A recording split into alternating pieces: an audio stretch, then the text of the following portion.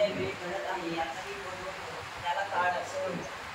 काळाचे कोण सांगेल मला काळाचे किती प्रमुख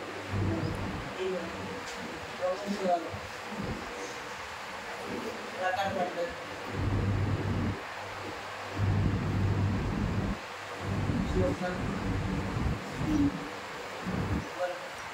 काळातील प्रमुख 3 प्रकार पडतात. पहिला वर्तमान काळ, दुसरा भूतकाळ, तिसरा भविष्य.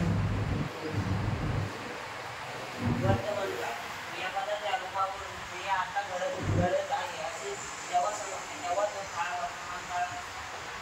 वर्तमान काळातील वाक्य मी आंबा खातो, मी आंबा खातो, ही आंबा खाण्याची क्रिया जी आहे ती आता घडत आहे म्हणून ते वाक्य वर्तमान काळामध्ये. मी क्रिकेट करतो, ही क्रिया आता घडत आहे असे जेव्हा समजते तेव्हा त्या काळाला वर्तमान काळ असे म्हणतात. वर्तमान काळाचे 4 प्रकार पडतात. पहिला साधा वर्तमान काळ, जेव्हा ही क्रिया वर्तमान काळात घडते तेव्हा त्याला साधा वर्तमान काळ असे म्हणतात. साधा वर्तमान काळाचे वाक्य मी आंबा खातो, आंबा खाण्याची ही क्रिया साध्या वर्तमान काळात. अपूर्ण वर्तमान काळ म्हणजे चालू वर्तमान काळ, जेव्हा एखादी क्रिया ही वर्तमान काळात असेल ती अपूर्ण किंवा चालू असेल तेव्हा त्या वर्तमान काळाला अपूर्ण किंवा चालू वर्तमान काळ असे म्हणतात. आनंद पत्र लिहित आहे म्हणजे पत्र लिहित आहे हे पत्र पूर्ण झालेले नाही म्हणून हे वाक्य अपूर्ण वर्तमान काळात येतात. पूर्ण वर्तमान काळ जेव्हा क्रिया ही वर्तमान काळातील असून ती पूर्ण झालेली असेल तेव्हा त्याला पूर्ण वर्तमान काळ असे म्हणतात. म्हणजे जेव्हा एखादी क्रिया पूर्ण झालेली असते तेव्हा त्याला वर्तमान काळ असे म्हणतात. वर्तमान काळातील वाक्य मी आंबा खाल्ला आहे, त्या आंबा खाण्याची क्रिया जी आहे ती पूर्ण झालेली आहे. दुसरा आम्ही पेपर सोडवलेला आहे, पेपर सोडवला आहे म्हणजे ही क्रिया पूर्ण झालेली आहे म्हणून पूर्ण वर्तमान काळातील वाक्य. वृत्ती वर्तमान काळ म्हणजे चालू पूर्ण वर्तमान काळ. वर्तमान काळात एखादी क्रिया सतत घडत असल्याची वृत्ती दाखवली तर त्याला वृत्ती वर्तमान काळ असे म्हणतात. वृत्ती वर्तमान काळातील वाक्य कृष्णा दररोज अभ्यास करतो म्हणजे वर्तमान काळातील एखादी क्रिया सतत घडत असल्याची वृत्ती दाखवली तर म्हणजे कृष्णा दररोज अभ्यास करतो म्हणजे सतत ही क्रिया दाखवलेली आहे म्हणून ही हा वाक्य चालू पूर्ण वर्तमान काळामध्ये आहे. जेव्हा क्रियापदाची रूपावरून क्रिया ही पूर्ण घडून गेलेली असते असा बोध होतो तेव्हा त्याला त्या काळाला भूतकाळ असे म्हणतात. भूतकाळातील वाक्य राम शाळेत गेला, मी अभ्यास केला. राम शाळेत गेला हा भूतकाळातील वाक्य. भूतकाळातील 4 प्रकार पडतात. साधा भूतकाळ एखादी क्रिया ही अगोदर केलेली असते व त्या संदर्भात जेव्हा बोलले जाते तेव्हा त्या काळात साधा भूतकाळ असे म्हणतात. साधा भूतकाळातील वाक्य रामने अभ्यास केला, रामने अभ्यास केला हा हे वाक्य साध्या भूतकाळात. अपूर्ण चालू भूतकाळ एखादी क्रिया मागील काळात चालू किंवा घडत होती म्हणजेच त्यावेळेस ती क्रिया अपूर्ण होती तेव्हा क्रियेच्या या व्यवस्थेला अपूर्ण भूतकाळ किंवा चालू भूतकाळ असे म्हणतात. चालू भूतकाळाची वाक्य मी आंबा खात होते म्हणजे आंबा खाण्याची क्रिया पूर्ण झालेली नाही म्हणून ते वाक्य चालू भूतकाळातील वाक्य घेतात. दीपक गाणे गात होता, गाणे गात होता हे पण वाक्य चालू भूतकाळातील वाक्य.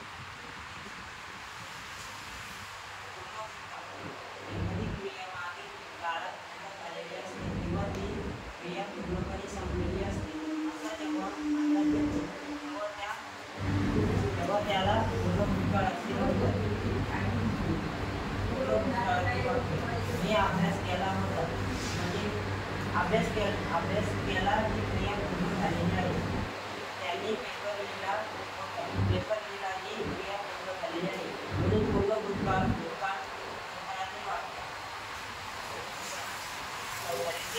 चालू चालू पूर्ण भूतकाळ भूतकाळ एखादी क्रिया सातत्याने घडत असलेली कोणती क्रिया पूर्ण देखील झालेली असते अशा काळाला चालू पूर्ण भूतकाळ किंवा भूतकाळ असे म्हणतात. भूतकाळ किंवा चालू भूतकाळ चालू पूर्ण भूतकाळ काळाचा मी रोज व्यायाम करीत होतो असे मी दररोज मंदिरात जात होते असे भविष्यात कोण वाचू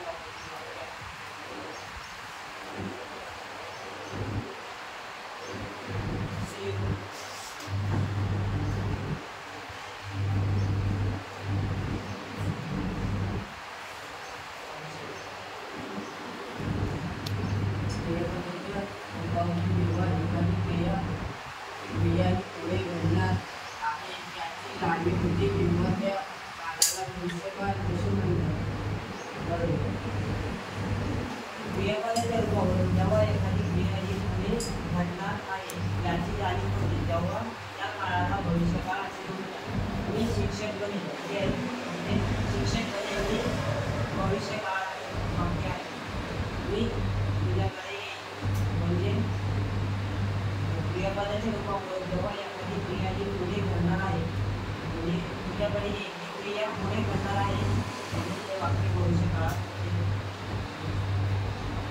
भविष्यकाळाचे 4 प्रकार पडतात.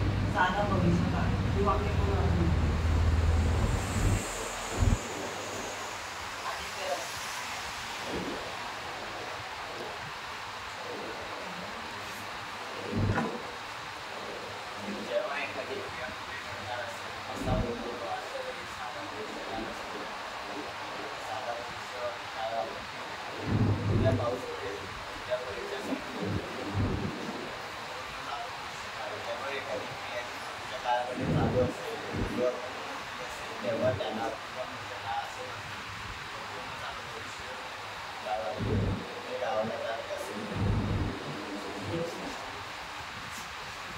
जेव्हा एखादी क्रिया ही भविष्यकाळातील असेल ती पूर्ण झाल्याची जाणीव झालेली असते तेव्हा त्याला पूर्ण भविष्यकाळ असे म्हणतात. म्हणजे मी आंबा खाल्ला आहे म्हणजे आंबा खाल्ला ही क्रिया पूर्ण झालेली आहे. मी गावाला गेलो असेल ही पण क्रिया पूर्ण झालेली आहे म्हणजे हे वाक्य पूर्ण भविष्यकाळातील वाक्य आहे. भविष्यकाळ चालू पूर्ण भविष्यकाळ जेव्हा एखादी क्रिया ही भविष्यात नेहमी घडणारी असेल तर त्याला किंवा चालू पूर्ण भविष्यकाळ असे म्हणतात. भविष्यकाळ